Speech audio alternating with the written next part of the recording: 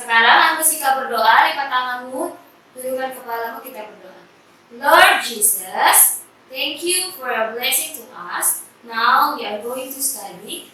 Please help us to understand the lessons. In the name of Jesus Christ we pray. Amen. Oke, sekarang coba buka buku kalian di pembelajaran ketiga dan keempat sekarang, tapi buka dulu halaman 39. Perhatikan di situ ada banyak jenis-jenis makanan, tetapi Miss jelaskan terlebih dahulu. Miss mau tanya nih, hari ini kalian sudah makan belum atau sudah sarapan belum hari ini?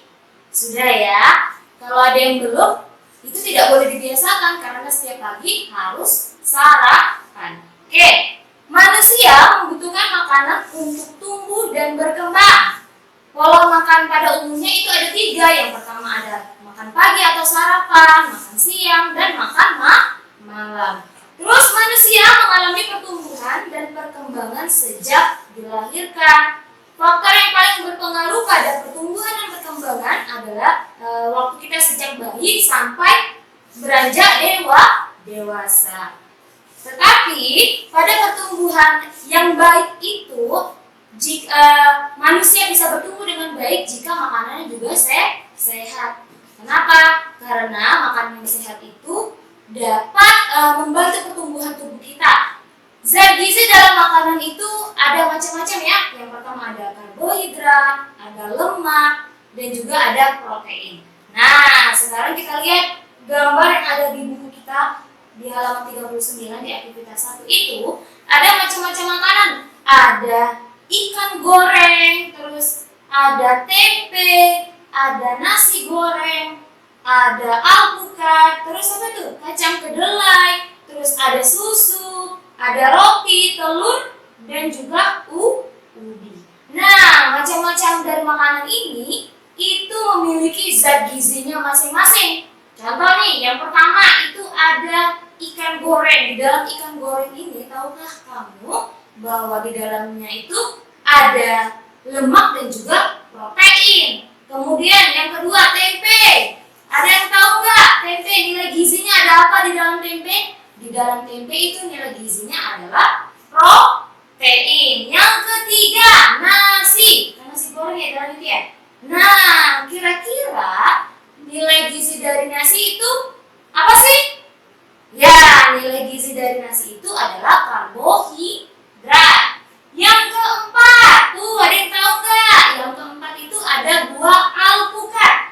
Buah alpukat itu mengandung nilai gizinya yaitu lemak.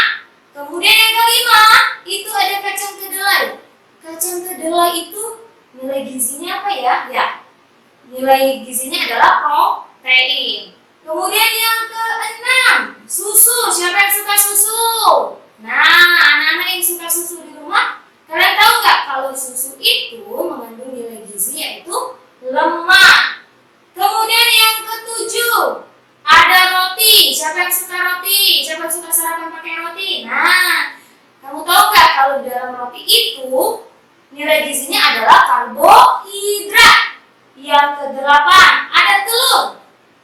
Di dalam telur mengandung protein. Kemudian yang terakhir ada ubi, yaitu karbohidrat. Oke, kita lanjutkan. Nah, di halaman 40, perhatikan buku kalian di halaman 40. Selain karbohidrat, lemak, dan protein, tetapi makanan juga terdapat vitamin. Kalau dalam buku ini ada vitamin A, vitamin B, vitamin C, vitamin D, dan vitamin E. Nah, sekarang Miss mau jelaskan dulu. Yang pertama, ada vitamin A. Fungsi dari vitamin A apa? Yang pertama adalah merawat kesehatan mata. Tuh, jadi kalau yang suka makan wortel itu makanan yang mengandung vitamin A ya. Nah, jadi mata kalian tetap sehat. Apa akibatnya kekurangan vitamin A? Sudah pasti, jadi matanya menjadi rusak. Itu yang suka pakai kacamata itu biasanya kekurangan vitamin A. Oke, lanjut kita yang kedua itu ada vitamin B.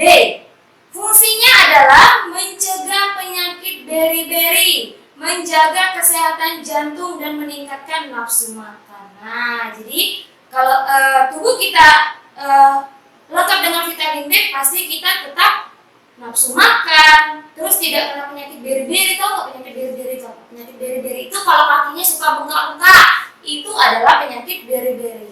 Terus akibat kekurangan vitamin B apa? Sudah pasti dapat menyebabkan penyakit beri-beri. Kemudian yang ketiga, vitamin C.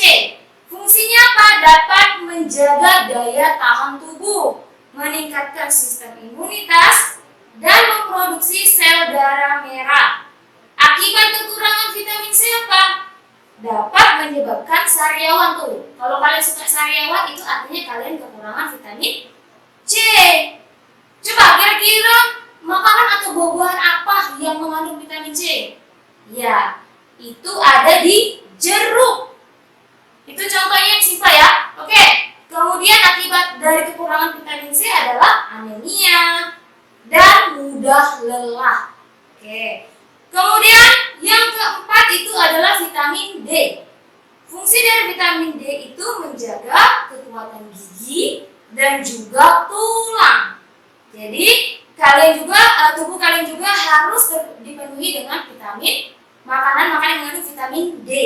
Ya, akibat kekurangan vitamin D adalah dapat mengakibatkan pertumbuhan dan penguatan tulang. Nah, pernah ada lihat di TV ada orang yang jalannya lunglai, berdirinya tidak tegak. Nah, itu akibatnya apa tuh?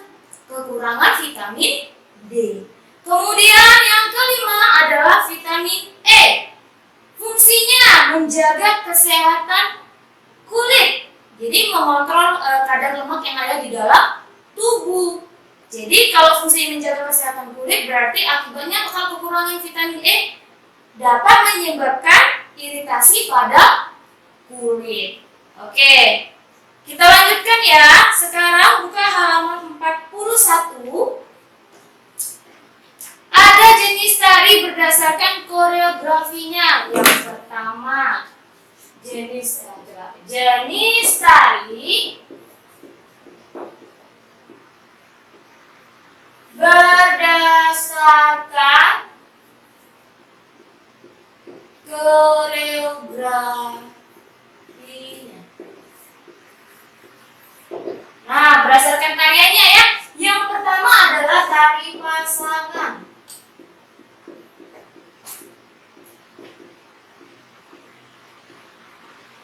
Yang kedua, tari kelompok. Yang ketiga, tari tunggal. Nah, coba perhatikan. Perhatikan di depan, tari pasangan. Tahu kan kalau pasangan itu berarti dimainkan atau ditarikan oleh dua orang. Yaitu pengertiannya apa? Bentuk tarian yang ditarikan oleh dua orang penari. Bisa sesama jenis, perempuan sama perempuan, laki-laki sama perempuan, ataupun lawan jenis atau sebaliknya ya. Kemudian contohnya apa? Contohnya adalah tari kreasi seperti dansa. Dansa itu dimainkan oleh dua orang. Kemudian yang kedua, tari kelompok. Nah, kita sudah tahu ya kalau kelompok itu sudah pasti lebih dari dua orang. Ya, jadi bentuk tarian yang ditarikan secara berkelompok atau berpasang-pasangan, tapi artinya di sini adalah lebih dari satu pasang ya, bukan berarti hanya dua orang. Oke, contohnya adalah tari kreasi merak, ya, tari kreasi merak. Kemudian yang ketiga itu tari tunggal. Nah, tunggal artinya hanya satu. Jadi bentuk tarian yang dibawakan atau dimainkan oleh seorang penari. Contohnya apa? Wayang golek menak, ya. Jadi boleh nanti dicari-cari juga. Kemudian ke materi pembelajaran matematika tentang penjumlahan. Silakan buka buku halaman 43. Di situ ada beberapa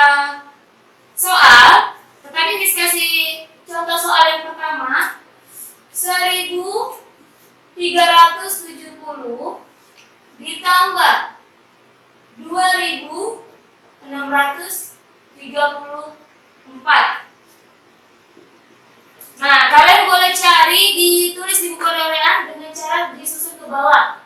1370 ditambah 2634. Nah, ya. Perhatikan. Jadi yang pertama itu ada, kita mulai dari angka yang belakang ya. 0 ditambah 4, 7 ditambah 3, 10. Tetapi kalau di sini kita tulis angka yang di paling belakang. Jadi kita tulis angka 0, simpan angka satunya di atas angka 3. 1 ditambah 3 itu 4. 4 ditambah 6 itu 10. Kita tulis lagi angka yang belakang dari 10 berapa? Angka 0. Tulis angka 0. Simpan angka satunya di atas angka 1. 1 ditambah 1, 2. 2 ditambah 2, 4. Jadi jawabannya adalah 4004. 4004. Nah, jawabannya adalah 4004. Sekarang tugas kalian kerjakan, pasangkan dari soal yang pertama sampai yang kelima. Dan selanjutnya kita lanjutkan lagi ke aktivitas 7 yang ada di bawah. Kalau tadi dalam bentuk angka saja, sekarang kita cari jawaban penjumlahan dalam bentuk soal cerita. Kenapa dibilang soal cerita? Karena soalnya dibentuk dalam cerita. Jadi kita harus identifikasi dulu dengan cara membacanya dulu. Oke, yang pertama bacakan soalnya ya. Kakek memiliki 1471 hektar sawah. Kemudian kakek membeli sawah lagi seluas 2521 hektar. Yang ditanya, berapa luas sawah kakek semuanya? Semuanya berarti dijumlahkan. Yang pertama tadi kakek memiliki berapa hektar? 1471 hektar. Ya, ini yang pertama. Ditambah yang sawah yang kakek beli lagi seluas 2521.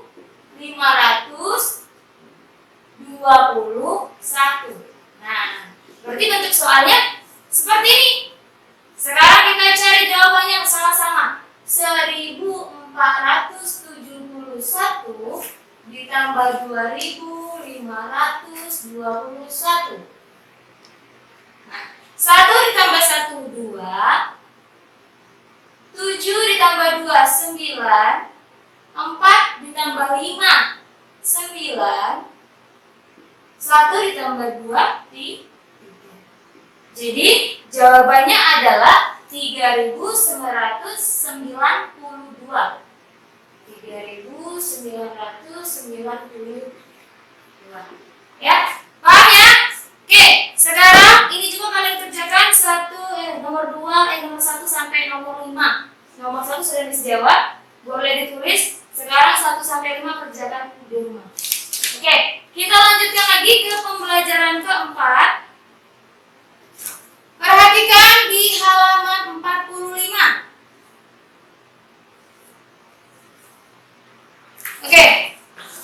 Perhatikan di halaman 45 itu ada jenis-jenis makanan atau menu masakan ya. Nah, tetapi sebelumnya kita kasih tahu dulu. Penyakit mah itu dapat dicegah dengan sarapan. Ingatkan dulu ya. Yang kedua, daya imunitas akan menurun bila tidak sarapan.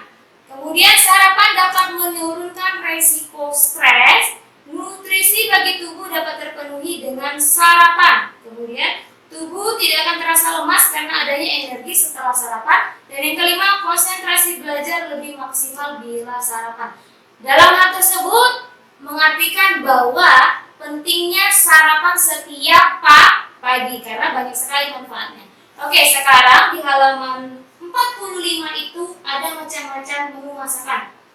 Ada nasi goreng spesial, mie goreng ekstra pedas, enak ya. Oseng-oseng mercon, sayur bayam, bubur ayam, nasi rica-rica ayam pedas, soto ayam, gulai ikan asam pedas, sereal gandum, dan rujak buah. Tapi kira-kira misalnya dulu, semuanya bagus gak untuk kesehatan? Tidak. Tetapi ada juga yang bagus untuk kesehatan. Nah, sekarang coba kalian pilih menu makanan yang baik untuk sarapan. Ada 5 ya. Kalian pilih, kemudian kalian tulis di bagian titik-titik tersebut. Oke, selanjutnya kita lanjutkan lagi. Aktivitas keempat, ada teks akibat tidak sarapan. Nah, berhubungan dengan sarapan lagi ya. Misalkan bacakan, kalian simak di rumah. Akibat tidak sarapan. Pagi ini akan berlangsung pertandingan sepak bola antara kelas 3A dan kelas 3B di SD Harapan. Kelas 3A diwakili oleh Ari, Rangga, Akma, Bari, Radit, dan Sony. Sedangkan kelas 3B diwakili oleh Arya, Danu, Zaki, Budi, Fari, dan Abbas. Di tengah pertandingan, tiba-tiba Rangga terjatuh. Semua penonton ikut berdiri karena merasa kaget dan sedih. Rangga dikenal sebagai bintang lapangan dengan permainan yang bagus dan tak terkalahkan. Sedangkan Rangga langsung turun ke lapangan untuk membantu. Ternyata pagi ini Rangga tidak sarapan sehingga tidak memiliki energi yang cukup. Sarapan itu penting karena sangat diperlukan bagi tubuh untuk melakukan aktivitas sehari-hari. Nah, dalam hal tersebut lagi-lagi kita diingatkan kalau sarapan itu penting. Di dalam cerita ini tadi ada yang ikut main bola, tapi dia terjatuh akibat dari tidak sarapan. Oke, paham ya? Kemudian Miss akan kasih tugas, buatlah video membaca teks pendek tersebut. Akibat tidak sarapan, buat video rekaman, nanti kirim ke Miss. Kemudian ada pertanyaan di belakangnya. Jawablah kelima pertanyaan tersebut berdasarkan teks yang sudah tadi kita bacakan. Oke, kita lanjutkan selanjutnya di halaman 47. Perhatikan, ada bacaan, tetapi bacaan tersebut memiliki ada kalimat yang rumpang, artinya kita harus mengisinya. Diisi dengan kata-kata yang ada di dalam 2, 4, 6, 8, 10 kotak yang ada di atasnya. Ya, jadi ini adalah cerita tentang permainan tradisional, tapi agar kalian mengetahui tentang informasinya, isilah kalimat rumpang berikut, cocokkan dengan kata-kata yang di atasnya. Oke, paham? Oke. Kemudian perhatikan untuk hari ini mungkin itu saja yang akan kita sampaikan. Inilah pembelajaran kita yang ketiga dan keempat. Kita akan masuk lagi ke pembelajaran selanjutnya besok. Oke, sampai di sini. Sekarang kita akhiri pembelajaran kita hari ini. Lipat tangannya, tutup matanya, ikutin ibu berdoa dari rumah. Lord Jesus, thank you for your blessing to our activities today. Now we are going to finish our study. Please help us to remember our lessons. In the name of Jesus Christ, we pray. Amen. Oke, selamat siang.